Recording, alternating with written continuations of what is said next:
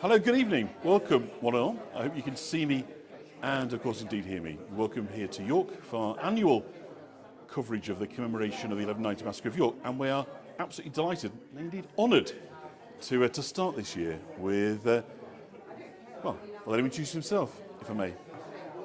His Honour, the Lord Mayor of York. Hello there, I'm Councillor Martin Rowley. I'm the Right Honourable Lord Mayor of York, and I'm genuinely honoured. There's many things in our calendar that we look forward to.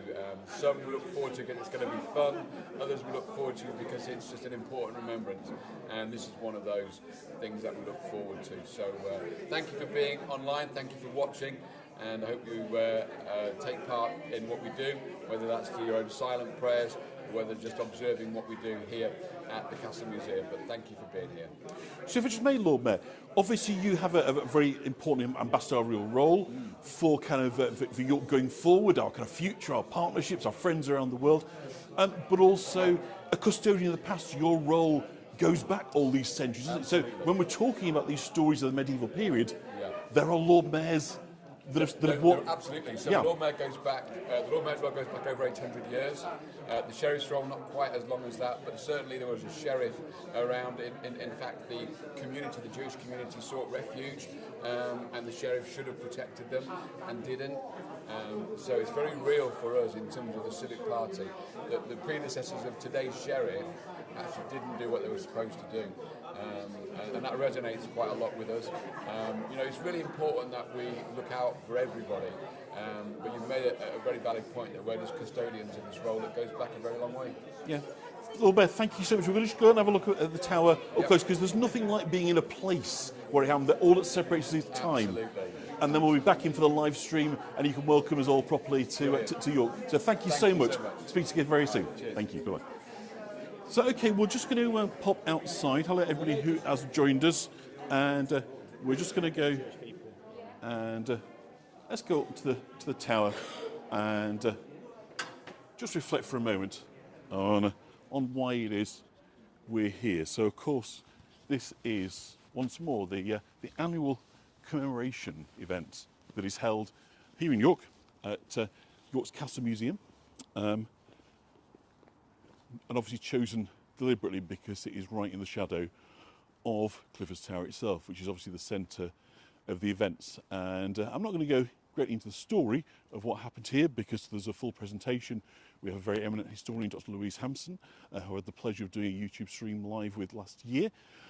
So she's going to be talking through, I'm sure, a lot of Jewish history, what happened here. So I'm not going to go over that, other than to say, of course, we are here to commemorate the events of the 16th of March 1190, 836 years ago. Can seem like a long time. Does that matter? Why do we remember? Well, we remember because obviously the issues, the challenges, the motivations, the anger that drove the behaviours of people all those so many years ago are still within us, scratch the surface, and we haven't really changed, have we? Look how angry people can get on social media. Look at the names that we call one another. The splits, the divides in society are every bit as real as they were in 836 years ago. It's our job to ensure that doesn't spill over into the violent confrontation, sacrifice, death that occurred here in 1190. So I'm bringing us up to the top of the stairs. I think it's a powerful place for us to be on this day, 836 years later. All that separates us is time. But the events that are being spoken of this evening, over the next hour or so, happened here at the gates of the castle, and the refused entry of the sheriff. I'm not going to go into the story. You're going to hear about that, I'm sure. It's just worth saying, reminding you that this stone castle is not the castle that was present in 1190. That was a wooden castle, wooden keep, that was destroyed, of course, by fire as part of the massacre. So consequently, this is rebuilt, but it's rebuilt in precisely the same location. It's built on the mound that was built by William the Conqueror after having taken England, the north of England, 1066, 1068, he built this mound. So the mound upon which we're stood is the mound on top of where these terrible events of 1190 occurred. So I do hope that those that are joining us will get a sense of being part of an important event. It's certainly become an annual fixture in the York's calendar. As we saw and heard there from the Lord Mayor, we get a full support from the Civic Party to commemorate this occasion. And as I say, living through this period as we do of seeming a never-ending stream of anger, prejudice, of violence against Jewish people, against Muslims, against all manner of minority groups in our societies.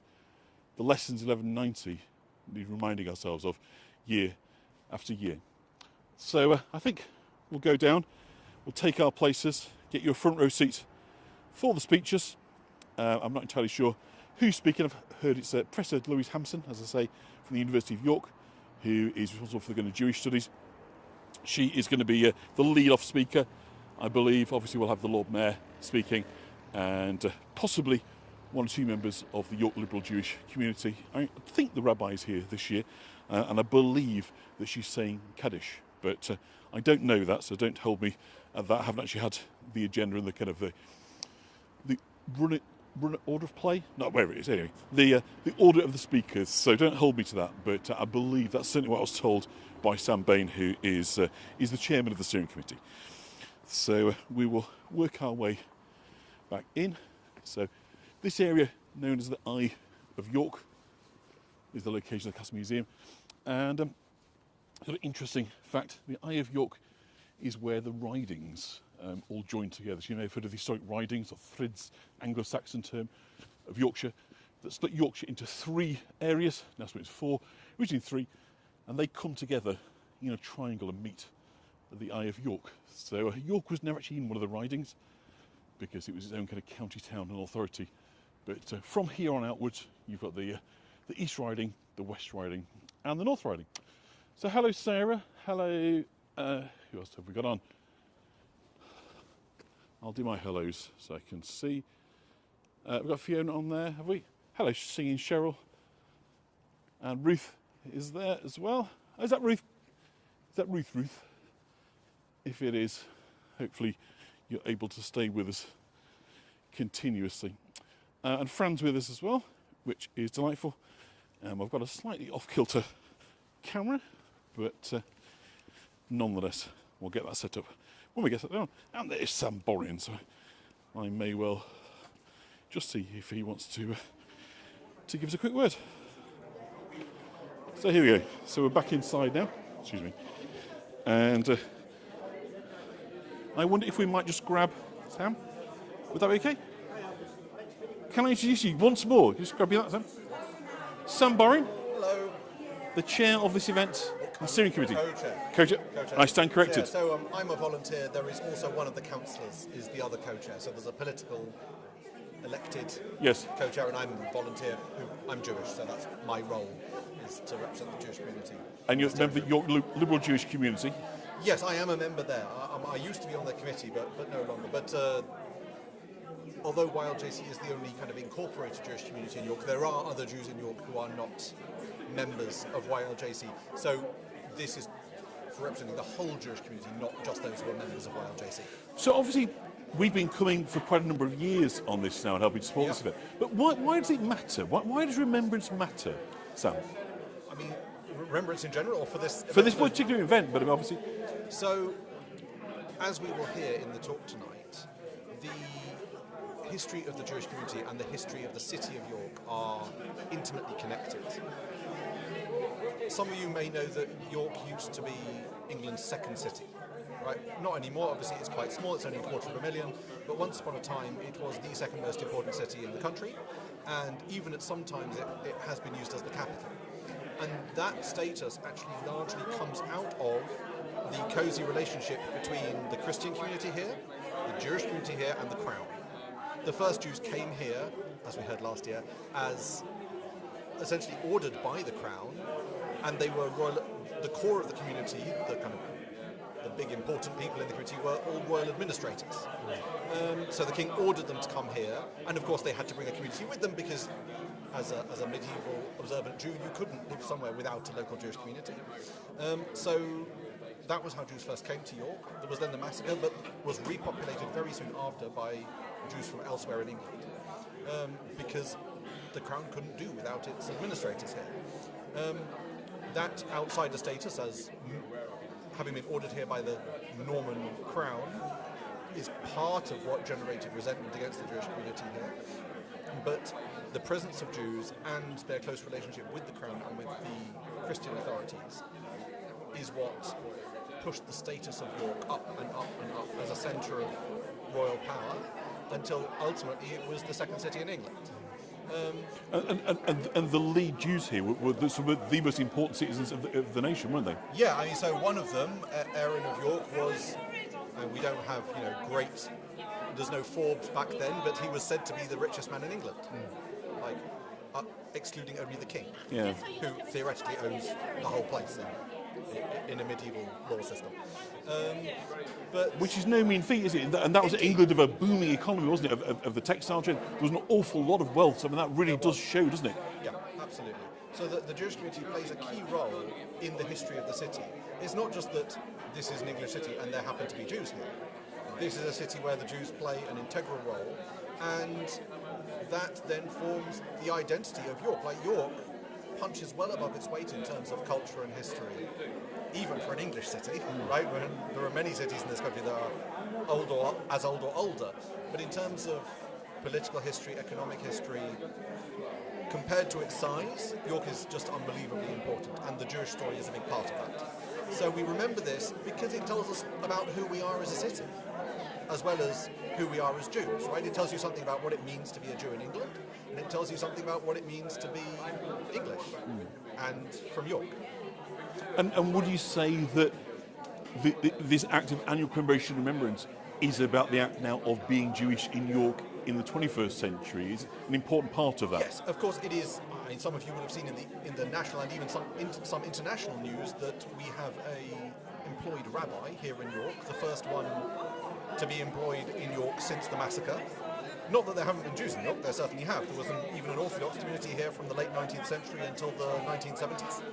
But they were never big enough or wealthy enough to employ a rabbi. So Rabbi Elisheva, who should be here somewhere, is the first rabbi to have been employed in York in more than 800 years. So that seems like a big milestone. And I hear she's doing Kaddish tonight, is that correct? Yes, Elisheva is going to be reading Kaddish. So again, that's the first time at this event that we'll have the rabbi do it. It's the first time we'll have the rabbi doing it. Yeah. We have read Kaddish at this event before. Yeah. And the rabbi has been here before. She was here last year, but she wasn't the one reading Kaddish. But again, it's another milestone, isn't it, along the way? Yeah, fantastic. Thank you so much, Simon. And it's Dr. Boring, isn't it? But I know you don't have to worry about that. But thank you so much. I look forward to tonight's speech, and thank you for joining us again. Thank you. So, fabulous. We've had two good speeches. Ruth is with you in Israel. She may be dashing off. She is unfortunately in the firing line and is spending half her life in and out of the shelters. But, there are people, as ever. So you say hello to Ruth if you would. Hi Ruth, please stay safe. And Ruth's son's a rabbi in America, so family business. Okay, thank you. Right, okay, let's get ourselves to the front row. Excuse me, can I get through there? And I lived in London. And then we'll make sure that we've got you a good view. We've got the rabbi here as well. Hello, Rabbi, again. May I just ask you just to say hello to Ruth? Ruth is watching in Israel. Unfortunately, she's right in the firing line and is spending her time in and out of shelters, so she may disappear halfway through. So could I just send her best wishes? Yes, my goodness, stay very, very safe and many blessings. What a fraught and important time to be in the Holy Land. Thank you. And I understand you're saying the Kaddish for us this evening. That's wonderful. So look forward to that. Yes, thank you. It's so important, and brilliantly part of that this time. Thank you so much. You're welcome. Yeah. So lovely. We'll sit down and get our camera because it looks like things are about to kick off properly. So hopefully that was a.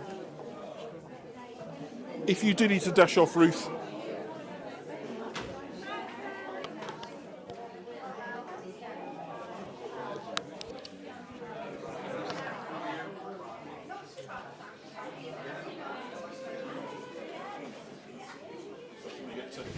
very welcome. You're very welcome. So I'm going to get us on the tripod. So if the picture goes a bit whizzy for a second, don't worry.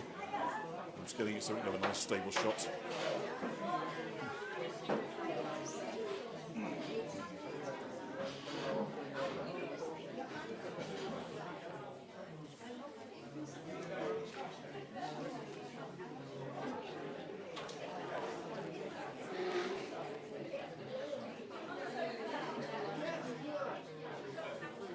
So hopefully that gives us a nice perspective, and then when the presentation starts, we can turn, yeah, that should work just nicely. So hopefully this tower will become illuminated at some point during the evening. And we'll be able to give you uninterrupted coverage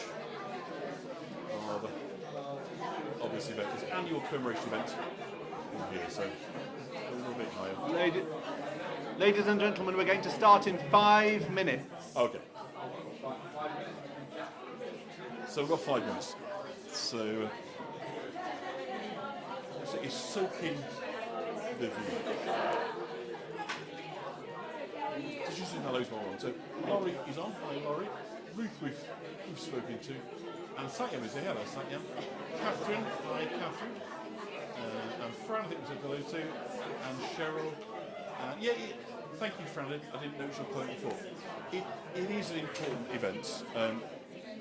For us here in York, but I think for humanity, it is so important to take a moment to reflect on events in the past, but also to obviously explore and consider what that tells us about our present and of course indeed our future. And of course, you know, once more we do this where there are people in mortal danger. Our friend Ruth as one of them, that people around the world that are suffering and find themselves in the line of danger because of their race, or their faith, or their beliefs.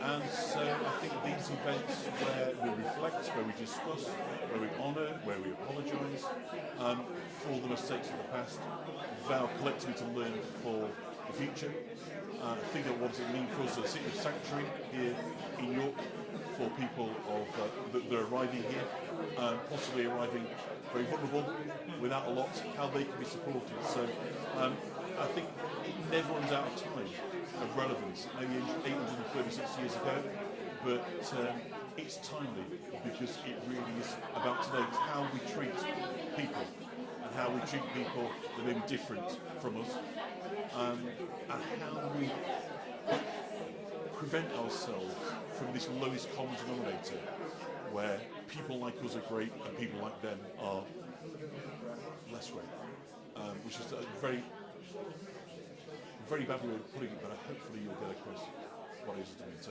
I'm going to be quiet, I'm going to sip of water. I think the Lord there is ready to start.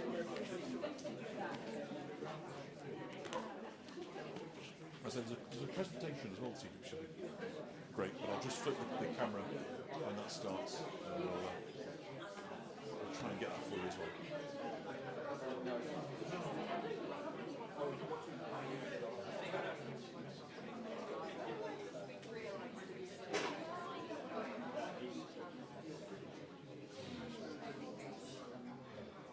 I'm just going to try something. Wait a second.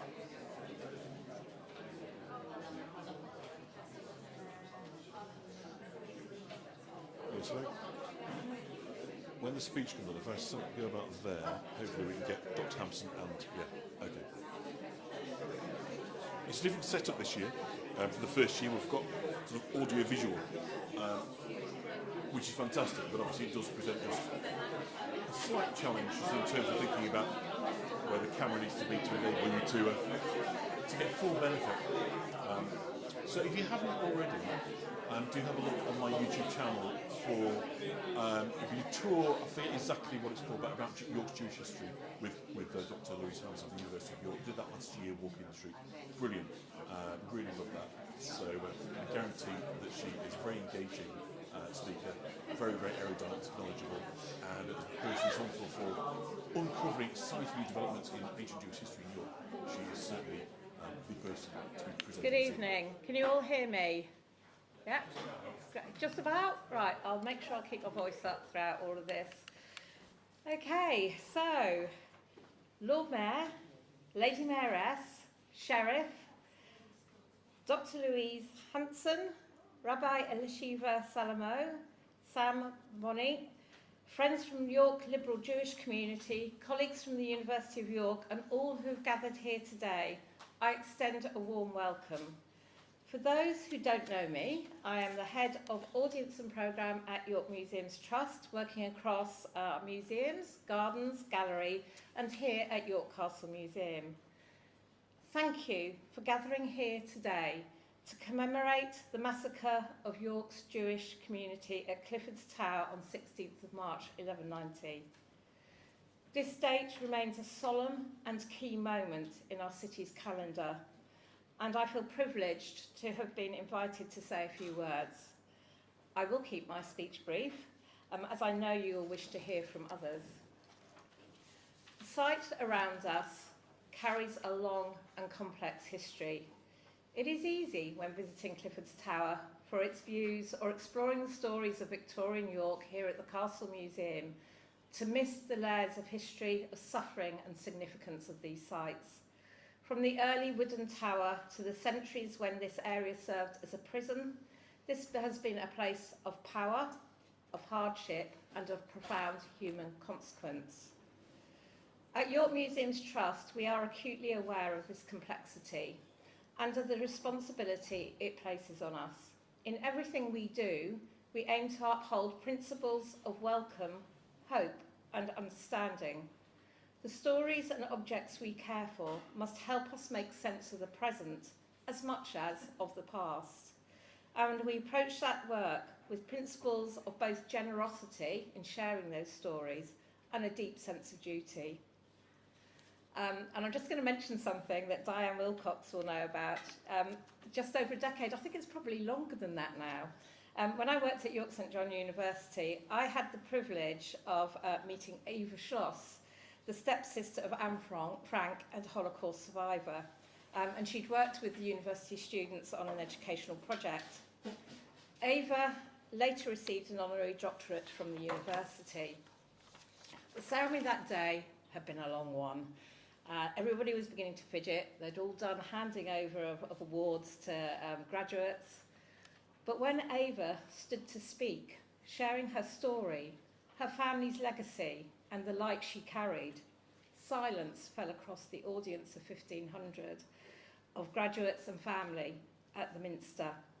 Everyone understood the weight and importance of her words. One of her reflections has stayed with me and feels especially resonant today. Everything you do leaves something behind. Nothing gets lost. All the good you have accomplished will continue in the lives of the people you have touched. Her message was one of tolerance, connection, and the shared humanity that should bind us. She reminded us that we each have the power to choose how we shape the world around us.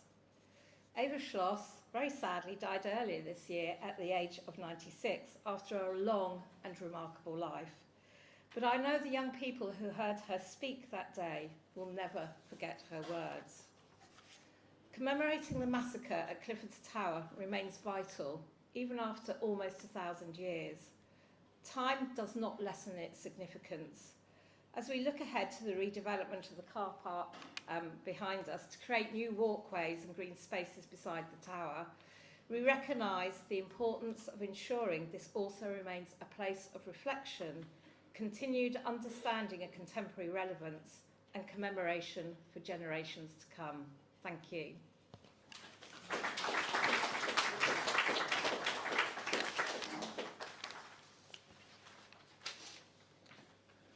Thank you very much. I would now like to invite up the Lord Mayor, Councillor Martin Rowley. I also need to remind the audience that we are being live streamed and recorded. If you do not wish to appear in the video, please ensure you remain out of shot.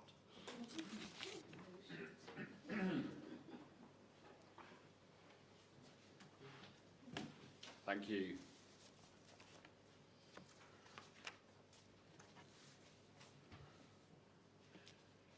So, good evening, Lady Mayoress, Sheriff, friends, colleagues, faith leaders and members of our community, in particular our Jewish guests. Thank you for joining us this evening, and welcome also to those who are watching on the live stream, probably from around the world. I'm told it's not tens of thousands, but it's very important people from around the world. So welcome to you for being part of this evening as well. It's my honour as Lord Mayor to welcome you to this commemoration. Before I start my speech, I think it's important to give a huge thank you to the York Museums Trust for hosting us this evening in what is a wonderful venue with the backdrop of the castle behind us, and all that we're focusing on this evening and we can do from the comfort of this beautiful location. So thank you very much to the York Museums Trust for hosting, and also to the City of York Council's Communities team, and in particular Bianca for organising things this evening. We gather tonight to remember an event that took place nearly 1,000 years ago, yet still casts a long shadow across the history of this city. On the 16th of March 1190, here in York, one of the darkest moments in English history unfolded. At what is now Clifford's Tower, a large number of York's Jewish community sought refuge from violent mobs that had swept through the city. What followed was a tragedy. The deaths of men, women, and children whose only crime was their identity and faith. It's estimated that around 150 members of York's Jewish community died in those events. Tonight, we remember them. But remembrance is not simply about recalling a historical fact. It's about acknowledging the humanity of those who were lost. These were families, parents, and children, merchants, scholars, neighbours, citizens of this city. York in the 12th century was home to one of the most significant Jewish communities in England. Jewish families had come to England following the Norman conquest, invited in part because of their skills in trade, finance, and scholarship. In York, they lived, worked, and contributed to the life of the city. They were part of York's story. And yet, we know from history, Jewish communities across medieval Europe were often vulnerable, subject to suspicion, discrimination, and violence. In 1190, tensions inflamed by religious hostilities, economic resentment, and political instability erupted here with terrible consequences. The events that culminated at Clifford's Tower were not inevitable. They were the result of prejudice, fear, and the failure of people in positions of responsibility to protect the vulnerable. That's why we remember them today, because remembrance is also about responsibility. When we gather as a city to mark this tragedy, we do so not only to honour those who died, but to reaffirm the values that must guide us now. York today is a very different place from the city in 1190.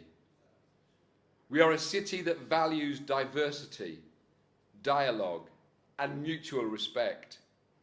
We are a city enriched by people of many cultures and faiths. But history reminds us that these values cannot be taken for granted. Anti-Semitism did not disappear with the Middle Ages, nor did prejudice of other kinds.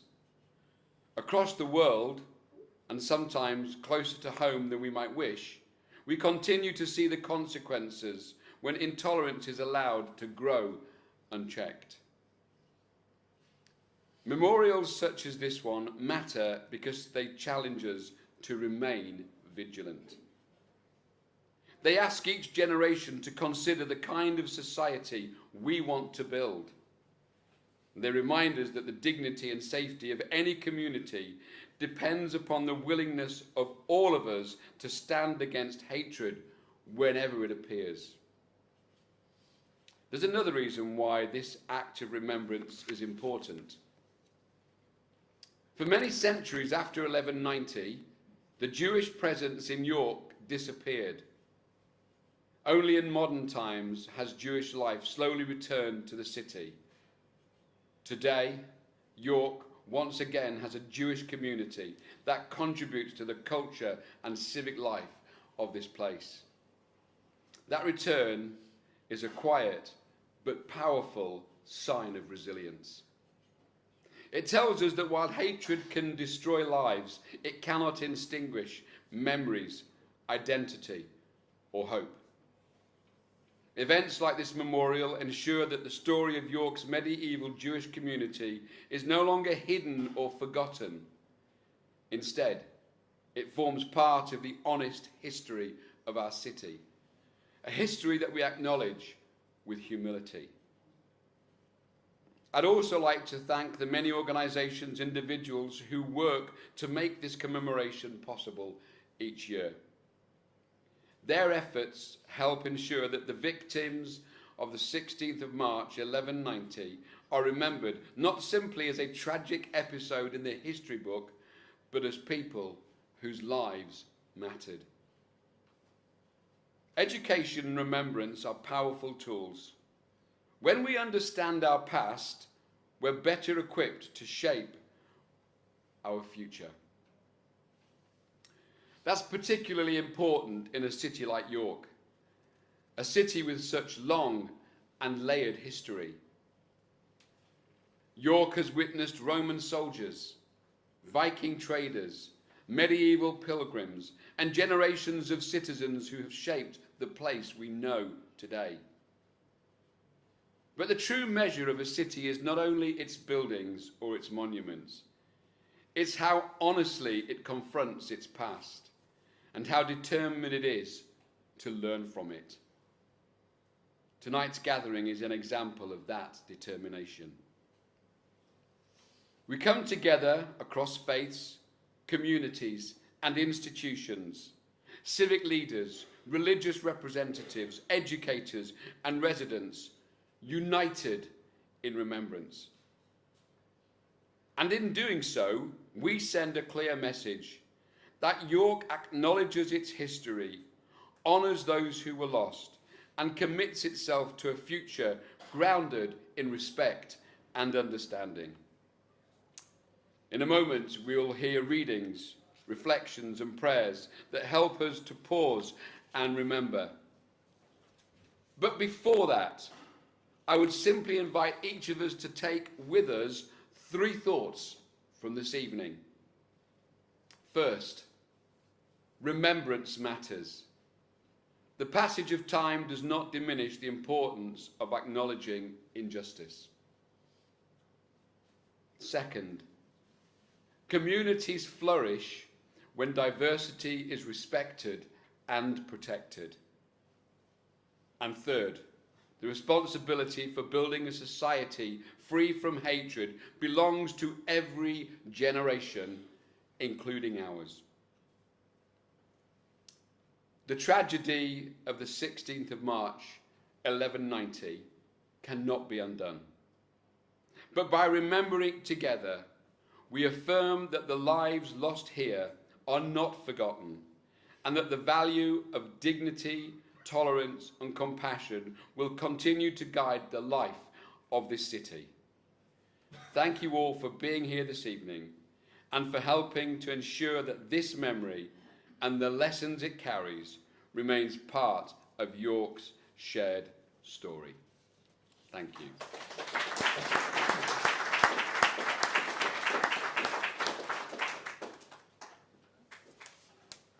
I now welcome Dr. Louise Hampson, who's Deputy Director at the Centre for the Study of Christianity and Culture at the University of York.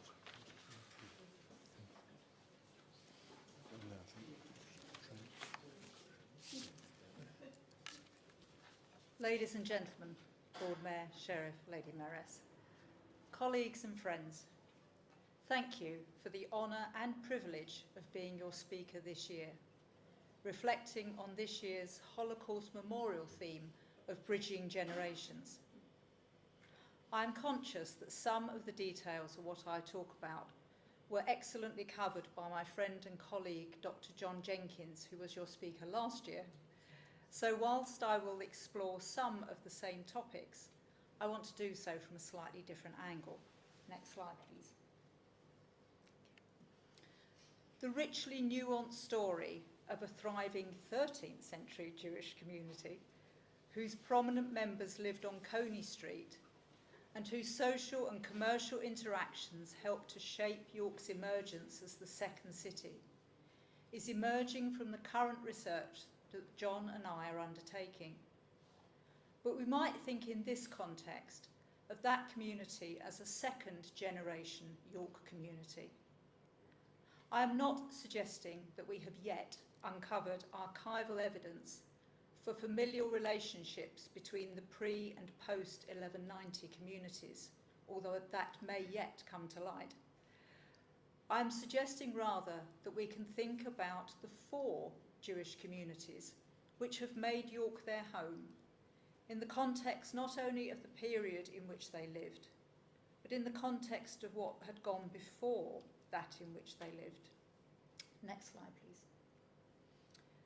We are, of course, here today to remember, as we've heard so eloquently, those who died in the brutal massacre of 16th March 1190, recognised at the time as the most brutal of the wave of anti-Semitic acts which followed the coronation of Richard I, and attracting widespread opprobrium nationally and internationally. The impact of 1190 colours broader community relations even to this day, with York having been regarded as a forbidden city by some Jews since at least the Second World War, despite, as we will see, the establishment of an Orthodox synagogue in York in the 1870s. But more on this later. I want to begin with consideration of the medieval period.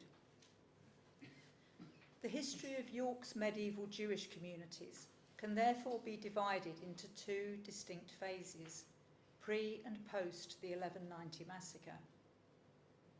There is no evidence yet of any direct continuity in terms of descent of individuals between these 2 phases.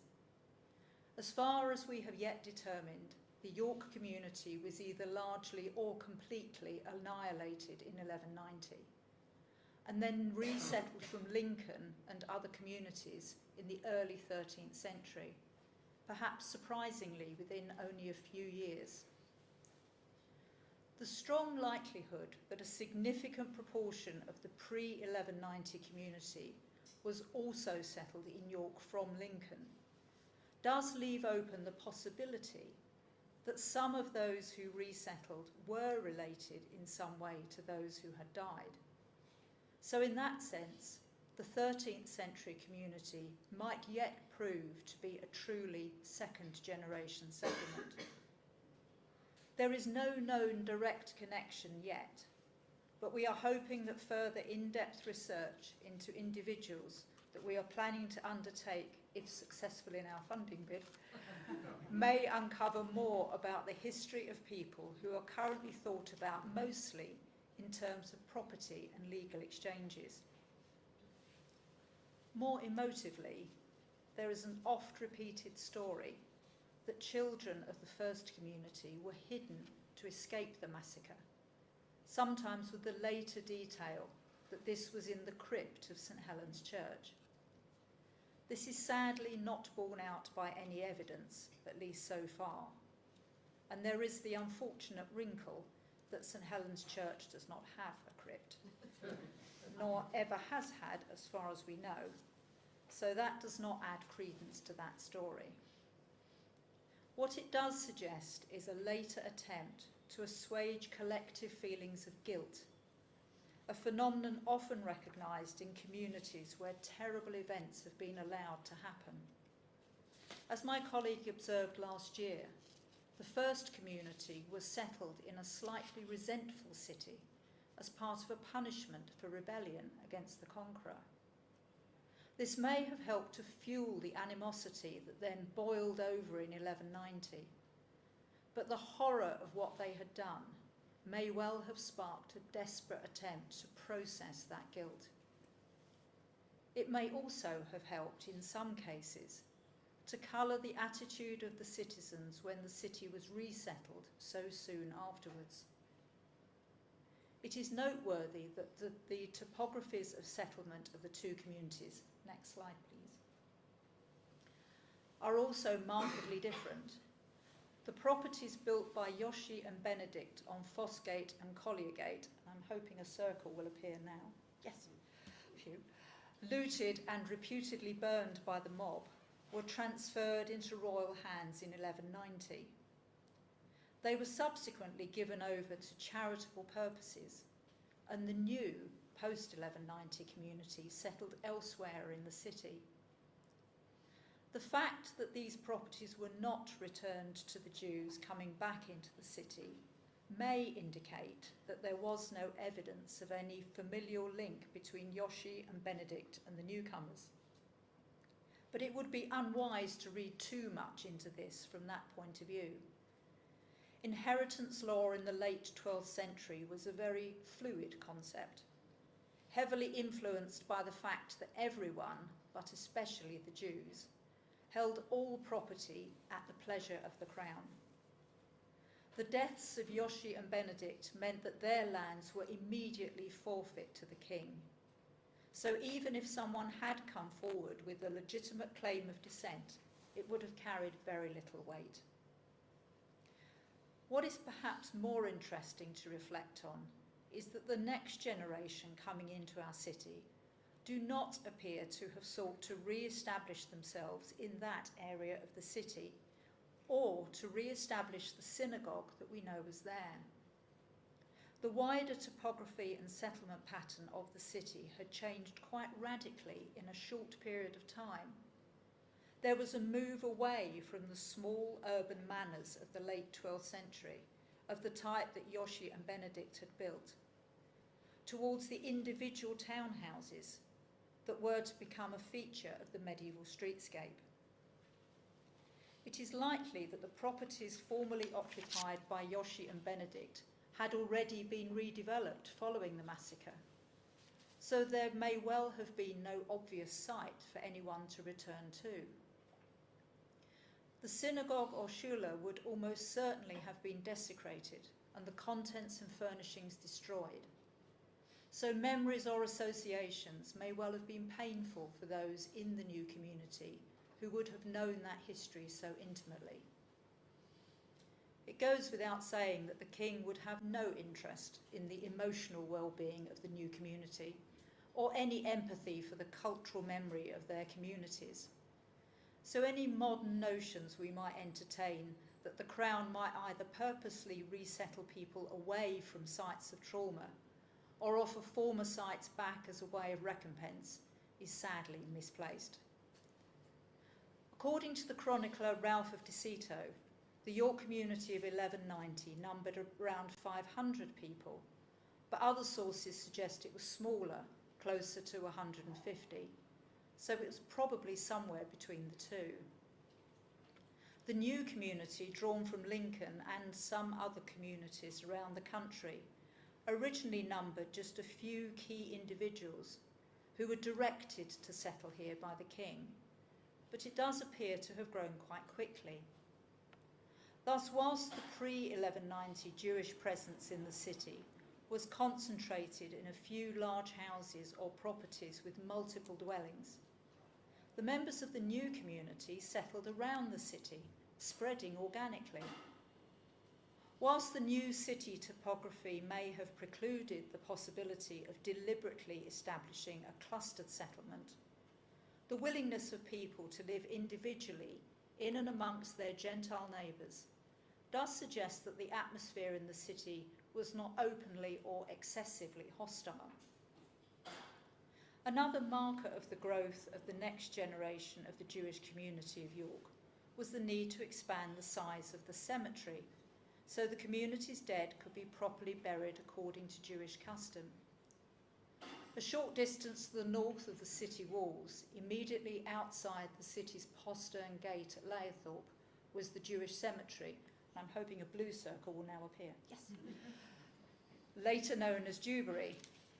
While I said there was no confirmed evidence of continuity between the pre- and post-1190 communities in terms of the families of individuals, the cemetery property was held jointly by the Jewish communities of York and Lincoln under the protection of the king, and as such retained its function from when the land was first purchased, perhaps as early as 1177, through to the national expulsion of the Jews in 1290. Whilst it has been speculated that this joint holding indicates that Jews from Lincoln were transported to and buried in York on occasion, this is highly unlikely. It's simply too far to be practical. It is far more likely that following the 1190 massacre, the cemetery at Dewberry was made the common property of the nearest community at Lincoln in order to safeguard it after the York community had ceased to exist, but also as a recognition of a royal intention to resettle York with Jews. The memory of 1190 would no doubt have been strong within the Jewish community, and poetry which probably relates to the massacre and was recorded by the Jewish community of London in the 13th century as part of a set of ritual texts, points to the centrality of this event to the identity of England's medieval Jewry. From the point of view of our city, many of the chief citizens of York at the time of the early 13th century resettlement had themselves been fined for their involvement in the events of 1190, including at least one of the earliest mayors. Sorry. We can't at this remove reconstruct community tensions or reconciliations in this first period of resettlement. But the knowledge that Jews were arriving in a chastised but possibly resentful and knowingly guilty city contextualises the relations that my remaining paper discusses. In order to cast some light on the lives of that 13th century community, I need to go back to the cemetery at Dewberry, but to begin this part of my story, not with the cemetery, but with a window. Next slide, please. For reasons which I hope will become clear. In the 1230s, the sub-dean of York Minster, John Romanus, or John the Roman, entered into an agreement, next slide please, whereby he would rent the re-established community, resident now again for some 20 or 30 years, an orchard that he owned in Barkergate, now St Maurice's Road. The purpose of the rental was the land was to be used as an extension to the existing older Jewish cemetery. Jewish leaders with connections and properties all over England, next slide please, came to witness this transaction and celebrate this event. And this is recorded in that deed, still held by the Dean and Chapter of the Minster in their archives. In that deed of 1230, the Jewish community rented the Barkergate orchard from the sub-dean at the nominal 2 shillings per year rent, and negotiations around an undisclosed sum of money. Although semi-agricultural land values for gardens, orchards and closes outside the walls were not high, this rental is still a very low figure for some 8 or 9 acres, which I'm reliably informed is about 3 hectares, but I don't really do metric, sorry. So the meat of the deal was in the cash which accompanied it. The Jewish leaders reputedly gave John Romanus a very large sum of money. Some later antiquarians came up with the frankly incredible sum of 100,000 marks, or £67,000, the equivalent of a few billion today, with which John Romanus built the north transept of the Minster. Legend has it, That's what historians say when there's no evidence.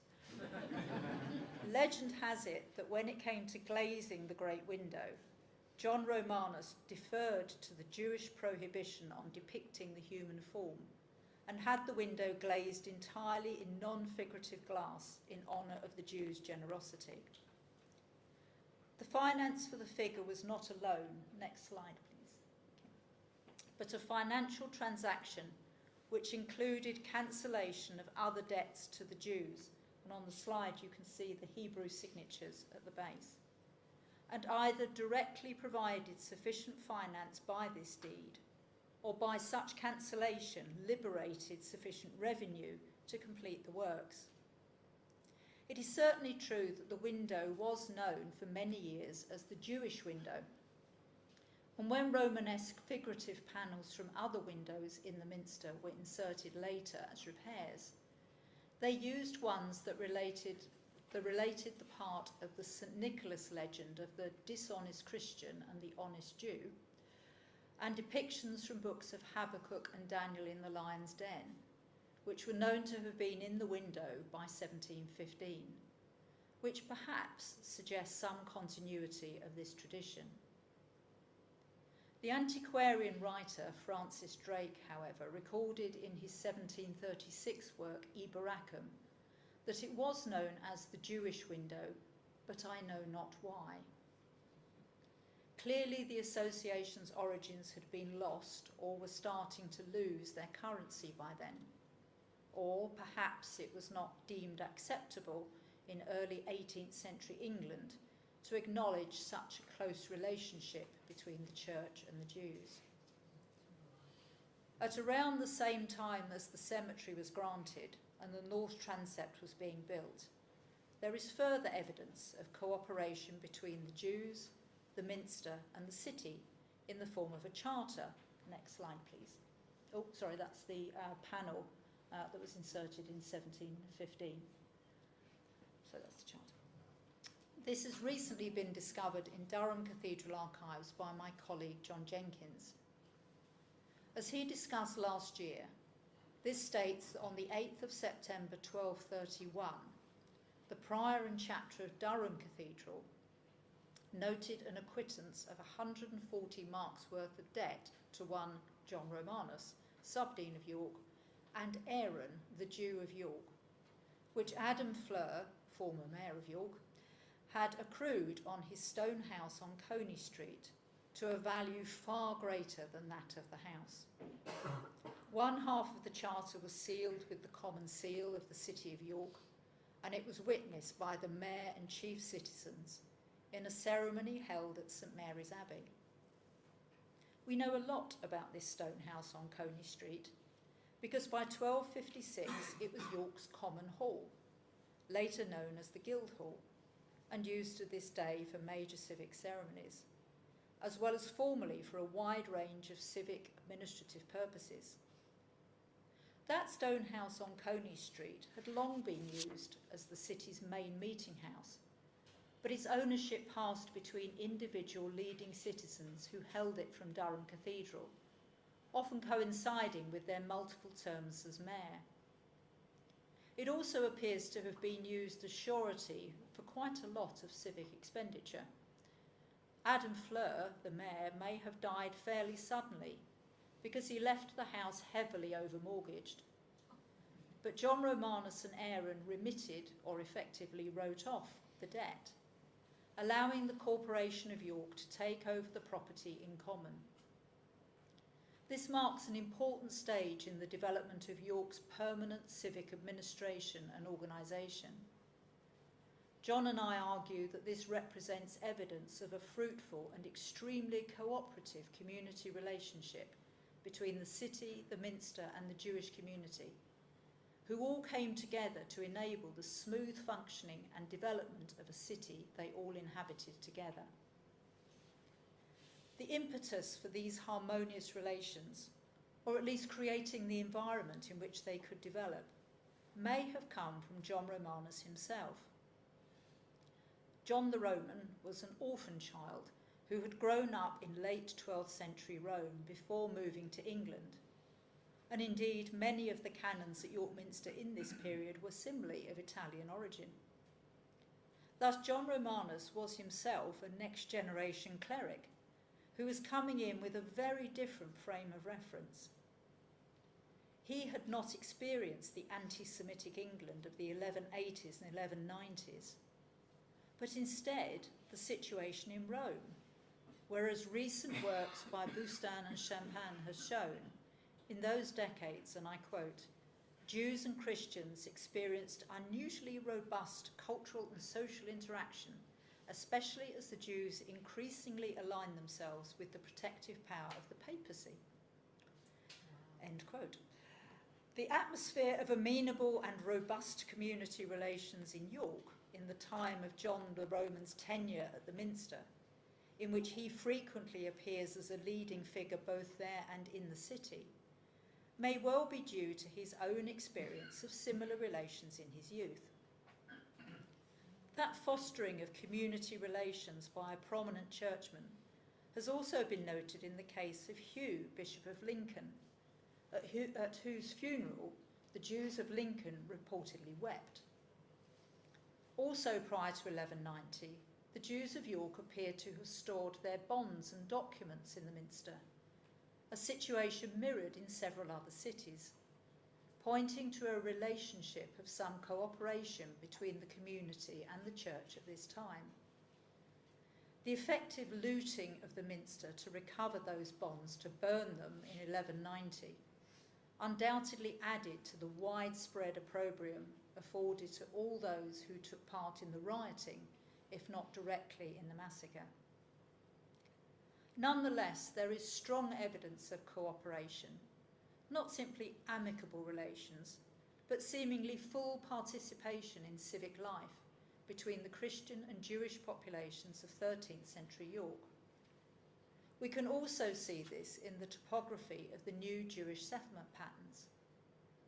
As I've said, by the 1230s, the newly resettled Jews were not clustered around a few properties in the east, but spread throughout the city, with the most important and wealthiest, Aaron of York, who we've already met, his father-in-law, Leo Episcopus, and his nephew, Yoshi Le Jevin, lived on Coney Street, or the King Street, in the very heart of the city.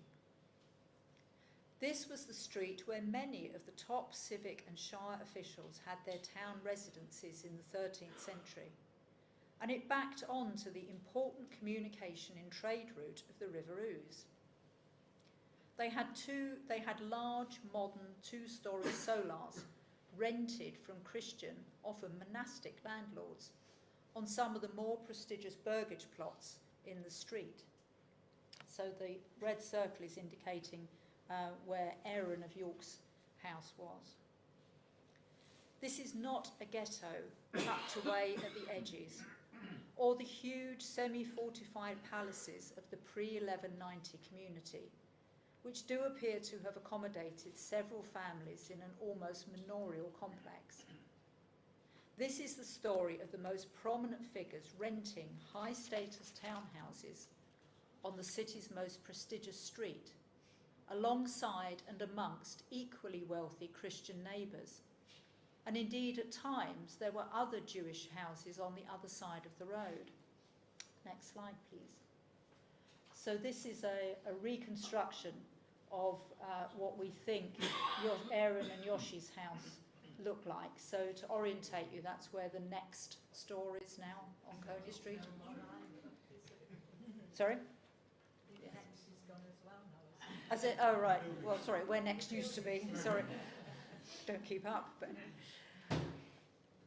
the grey houses indicate where we know there were properties, but we undertook to fully texture the ones that we know about. This is a community living amongst and alongside their Gentile neighbours, closely involved in the city's redevelopment and growth in status. Sadly, in common with many other leading Jewish figures, as the 13th century progressed, Aaron's story does not end happily. The king taxed and exploited him to bankruptcy, and he died in 1260. the London community of Jews raised enough money to clear Aaron's debts to the crown and allowed Aaron's widow Henna and his children to continue to live in his house on Coney Street until the expulsion in 1290. The memory of the Jewish families lived on after the expulsion in the recitation of former occupants in property deeds as houses later changed hands, although some became the property of Queen Eleanor as part of the deteriorating national situation following the 1275 Statute of the Jews, which prohibited money lending at interest and gave Eleanor a grant from Edward I that she had the right to exclude Jews from any city that she held in dower, which did include York. We should note that other evidence of their presence, as at many other English cities, was remembered long after the expulsion of 1290. The cemetery site continued to be known as Dewberry. The window in York Minster was the Jewish window into the 18th century, and the site of the houses on Coney Street was known as the High Judee well into the 15th century. Even in a city long devoid of Jews, they were a notable central presence. Except for a very few tantalising documentary references to one or two possible Jewish residents or residents of Jewish origin in the late 17th century, the 1290 expulsion marked the end of the Jewish presence in York until the 19th century.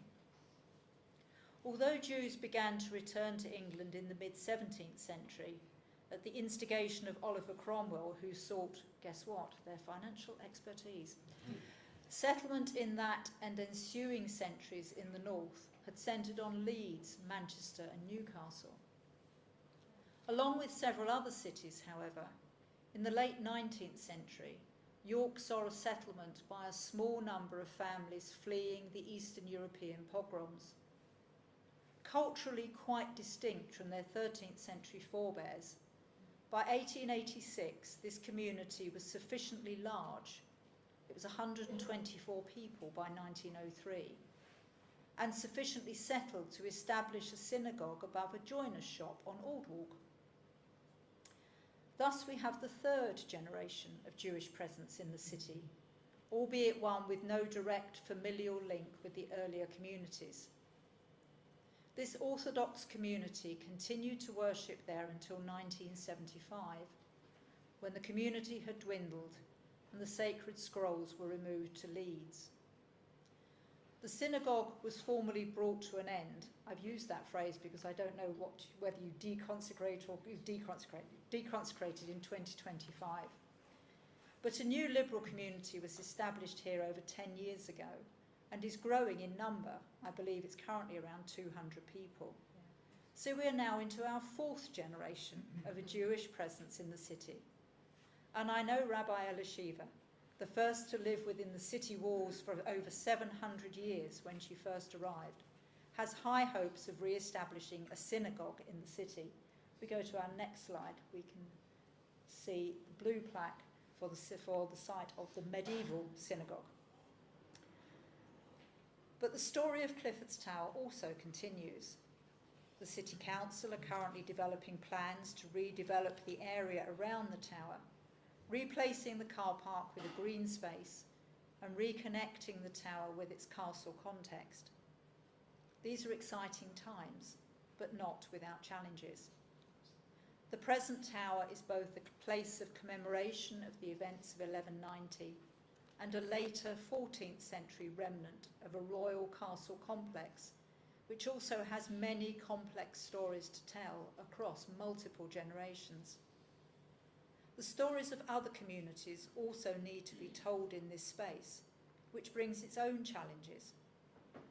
How do we acknowledge the trauma and stories of others from later generations without muddying the narrative in ways which make it hard for people encountering this space and the 1190 story for the first time to grasp the enormity of what happened here?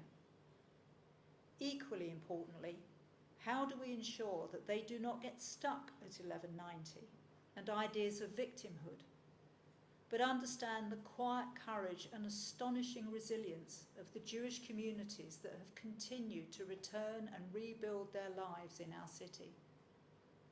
Perhaps most importantly, how do we tell those stories in ways which will make it unthinkable that the next generation should ever even conceive of visiting such horrors on their neighbours again? How do we build those bridges across the generations so that they last and have strong foundations that are not swept away by the next flood of hatred, by those looking for an easy target? My work on this fascinating segment of York's history continues, and I'm delighted to be working with members of communities here in York, in Leeds and Manchester in London, to explore how we should commemorate and mark this history so it can take its rightful place in the story of York. For too long, this fundamental part of our shared history has been in the long shadow of Clifford's Tower and marginalised. Now is the time to bring it into the light, to celebrate it for this generation and for the generations to come. Thank you.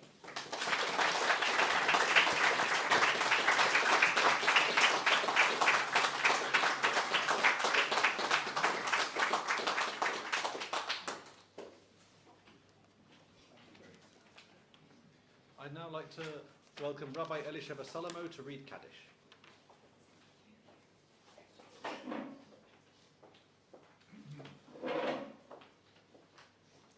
Thank you so much, Reb Sam, honored visitors, Lord Mayor, Lady Mayoress. I think maybe I've got that wrong. I should be Lord Mayor, Sheriff, Lady Mayoress. Pardon me. I'm working on my protocol.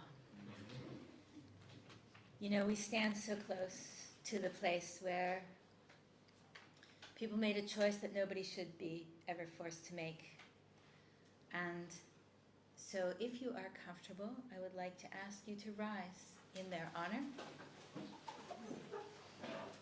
To remember Rabbi Yom Tov of Joigny, who came surely from Normandy to lead this community, and who did lead this community to the bitter end. Who may have been the last person standing, the last person holding a knife, the last person to set fire to the building that was there, along with the unnamed, but not unforgotten. It's our tradition in Judaism to hallow and exalt the name of the divine at moments such as this, to remember the graciousness that permits us to live and the hope that fills our heart. I will recite the Kaddish first in its original Aramaic, and then give you a modern translation by the poet Marge Piercy.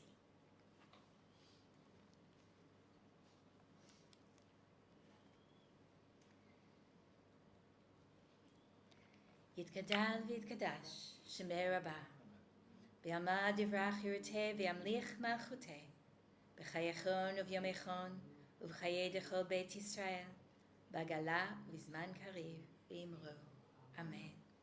Yehei Shmei Rabbah Mavrach, Leolam u'le'almei amaya. Yitbarach v'yishtabach, v'yitpa'al v'yitrumam v'yitnaseh, v'yitadal v'yita'aleh v'yitalal, Shemei dekudsha b'richu. Le'elam min kol birchata v'shirata, tush bechata v'nechemata, damiran be'alma v'imru. Amen. Yehei Shlama Rabbah min Shemaya, v'chayim aleinu ve'al kol Yisrael, v'imru. Amen. Oseh shalom b'mamav, hu ya'aseh shalom, aleinu ve'al kol Yisrael, ve'al kol b'nei Adam, v'imru. Amen. Sorry, I'm in the minion group. Here we go. Don't want to get us started on creation, which is where we usually go. Look around us. Search above us, below, behind. We stand in a great web of being joined together. Let us praise, let us love the life we are given, passing through us in the body of Israel and our own bodies. Let's say together, Amen. Time flows through us like water. The past and the dead speak through us. we breathe out our children's children, blessing. Blessed is the earth from which we grow. Blessed the life we are lent. Blessed the ones who teach us. Blessed the ones we teach. Blessed is the word that cannot say the glory that shines through us and remains to shine, flowing past distant suns on the way to forever. Let's say amen. Blessed is light. Blessed is darkness. But blessed above all else is peace, which bears the fruits of knowledge on strong branches. Let's say amen. Peace that bears joy into the world. Peace that enables love. Peace over Israel everywhere. Blessed and holy is peace. And let us say together, amen.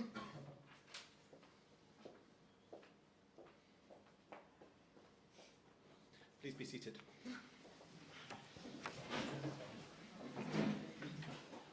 Hello everyone. My name is Sam Borin and I co-chair the Council Steering Group with responsibility for this event. I'm very grateful to our learned speaker, Dr. Louise Hampson. Thank you so much for your speech, both deeply interesting in its own right and an excellent companion to last year's speech by your colleague, Dr. John Jenkins. I would also like to express my thanks to our generous hosts, York Museums Trust. As one of the city's major institutions and with an intrinsic love for its history, I greatly value your partnership in this annual act of commemoration. I am grateful to the Lord Mayor for welcoming us all today and to Rabbi Elisheva Salomo for leading Kaddish. Thank you to Bianca Vartek, who has done so much of the legwork of making this event actually happen. Finally, thank you all for coming and for showing that York is a place where we engage with all aspects of our identity and history, even when it can be uncomfortable. Good night.